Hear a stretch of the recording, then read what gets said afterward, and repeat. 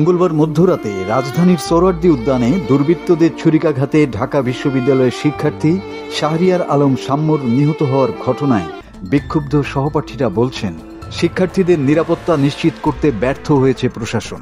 হত্যাকাণ্ডের ২৪ ঘণ্টা পার হলেও প্রশাসনের পক্ষ থেকে কোনো আনুষ্ঠানিক প্রতিক্রিয়া পাওয়া যায়নি।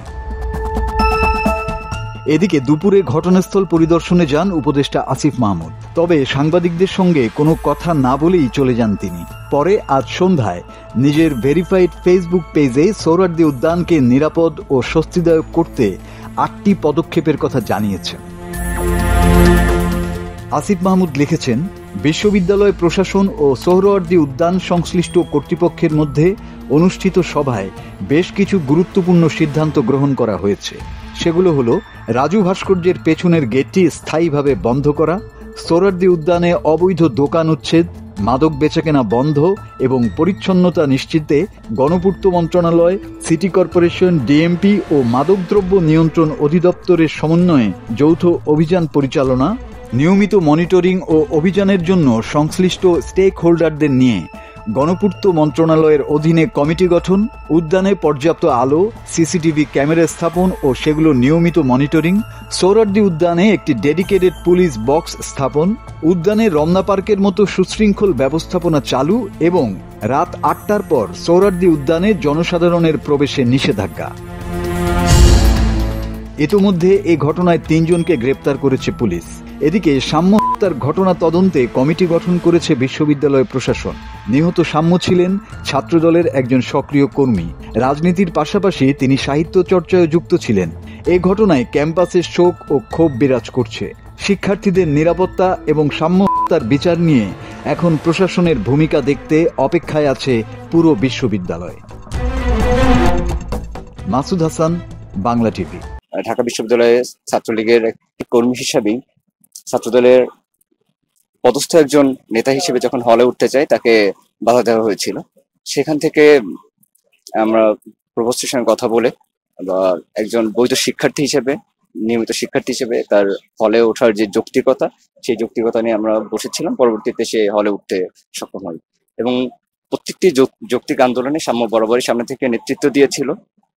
সেটি ৫ আগস্টের হাসিনা পতনের আন্দোলনেও দিয়েছে, নিরাপদ সড়ক আন্দোলনেও দিয়েছে। প্রত্যেকটা আন্দোলনে সে সরাসরি সামনে থেকে নেতৃত্ব দিয়েছিল। এই পরিস্থিতিতে আমরা আসলেই জানি না যে সাম্যকে কোন এজেন্ডা বাস্তবায়নের জন্য বা কারা হত্যা করেছে। এই বিষয়টা নিয়ে আমরা যথেষ্ট সন্দিহান। আমরা চাই সাম্য হত্যার বিচার এবং পাশাপাশি ঢাকা বিশ্ববিদ্যালয় ক্যাম্পাসে প্রত্যেকটা শিক্ষার্থীর নিশ্চিদ্র নিরাপত্তা দানের জন্য এই প্রশাসনের কাছে আমরা বিনীতভাবে অনুরোধ জানাচ্ছি। পিছনে অন্য কোনো হাত থাকতে পারে, অন্য কোনো চক্র থাকতে পারে, কারণ শুধুমাত্র বাইক অ্যাক্সিডেন্টকে কেন্দ্র করে একজন শিক্ষার্থীর জীবন নিয়ে নিতে হবে, এটা আমাদের কাছে অন্তত সাদা চোখে বোধগম্য মনে হয় না। আর ঢাকা বিশ্ববিদ্যালয়ের শিক্ষার্থীরা এই জুলাই আগস্টের আন্দোলনে এত শিক্ষার্থী মারা গেল, এত জনগণ প্রাণ হারালো, কিন্তু ঢাকা বিশ্ববিদ্যালয়ের কোনো শিক্ষার্থী মারা যায় নাই। সেক্ষেত্রে আমাদের কাছে মনে হচ্ছে সাম্য যেহেতু সামনে থেকে নেতৃত্ব দিয়েছিল প্রত্যেকটা যৌক্তিক গণতান্ত্রিক আন্দোলনে, এখানে অন্য কোনো গোষ্ঠী আছে কিনা নিরাপত্তা বাহিনীর কাছে আমাদের বিনীত অনুরোধ থাকবে তারা বিষয়টি ভালোভাবে তদন্ত করে জাতির সামনে সেটা তুলে ধরুক। পিটিএম মারা হয়েছে, সেক্ষেত্রে ঢাকা বিশ্ববিদ্যালয়ে দীর্ঘদিন এই লাশের রাজনীতি আমরা দেখিনি। ঢাকা বিশ্ববিদ্যালয়ের শিক্ষার্থীরা আর গোটা বাংলাদেশ মনে করে ঢাকা বিশ্ববিদ্যালয় ক্যাম্পাস একটি নিশ্ছিদ্র নিরাপত্তার একটা স্থান, যেখানে সকলে এসে অন্তত রাত হলেও একটা মেয়ে এসে নিরাপদে ঢাকা বিশ্ববিদ্যালয় ক্যাম্পাসে বসে থাকতে পারে।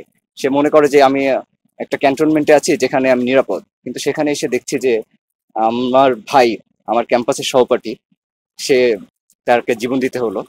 কিছুদিন আগে দেখলাম তোফাজ্জলকে হত্যাকাণ্ডের শিকার হতে হলো। তো এটাই শুধুমাত্র ঢাকা বিশ্ববিদ্যালয়ের একটা ইস্যু না, এটা আমি মনে করি একটি জাতীয় ইস্যু হয়ে দাঁড়িয়েছে এবং জাতীয় নিরাপত্তাও যে আমাদের শঙ্কার মুখোমুখি দাঁড়িয়েছে সেটা আমাদেরকে ভাবতে এখন বাধ্য করছে বলে মনে করি। দেখুন, রণক্ষেত্র না, ঢাকা বিশ্ববিদ্যালয়ের ভিসি যেহেতু তাকে বলা হয় যে বিশ্ববিদ্যালয়ের অভিভাবক, সুতরাং অভিভাবক হিসেবে আমরা তার সন্তান হয়ে থাকি। এই ঢাকা বিশ্ববিদ্যালয়কে নিরাপত্তা দেওয়ার দায়িত্ব ঢাকা বিশ্ববিদ্যালয়ের ভিসি। ঢাকা বিশ্ববিদ্যালয়ের প্রত্যেকটি শিক্ষার্থীর নিরাপত্তা দেওয়ার দায়িত্ব এই বিশ্ববিদ্যালয় প্রশাসন। সেক্ষেত্রে আমরা আমার ভাইয়ের রক্তের হিসাব জানতে চেয়েছি। আমার ভাইকে কেন নিরাপত্তা দিতে ব্যর্থ হয়েছে এই বিশ্ববিদ্যালয় প্রশাসন, সেই প্রশ্ন আমরা তাদের কাছে করতে দিয়েছি। এক্ষেত্রে কোনো রণক্ষেত্রের কোনো পরিস্থিতি সৃষ্টি হয়নি। এখানে শুধুমাত্র আমি আমার ভাইয়ের জন্য এবং বিশ্ববিদ্যালয়ে যারাই গিয়েছে সবাই তাদের ভাই হত্যার বিচার চেয়েছে, তাই তার ভাইয়ের নিরাপত্তা দিতে ব্যর্থ হয় এই বিশ্ববিদ্যালয় প্রশাসনের পদত্যাগ দাবি করছে। তো সাম্য আমার পরিচিত, তো সে এখানে খুব ভালো একটা ছেলে।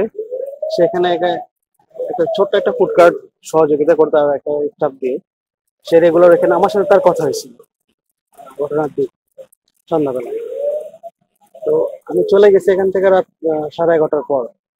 তো এইখানটাতে সম্ভবত মাদকের একটা অভয়ারণ্য বলা যায় চলে।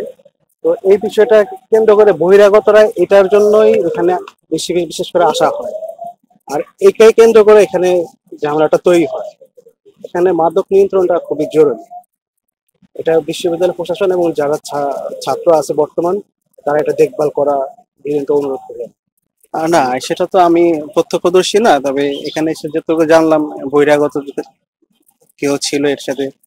এখন সাম্য সেখানে একা বাইক নিয়ে যাওয়ার সময় এই ঘটনাটা ঘটছে, বাইকের সাথে লাগার কারণে। এখন সামান্য একটা বাইকের সাথে সংঘর্ষ বা গায়ে টাচ লাগে, এটা নিয়ে তো এত দূর হয় না। এটা অবশ্যই তদন্ত সাপেক্ষে আইন শৃঙ্খলা বাহিনী যারা আছে তারা এটা বের করা উচিত মনে করি।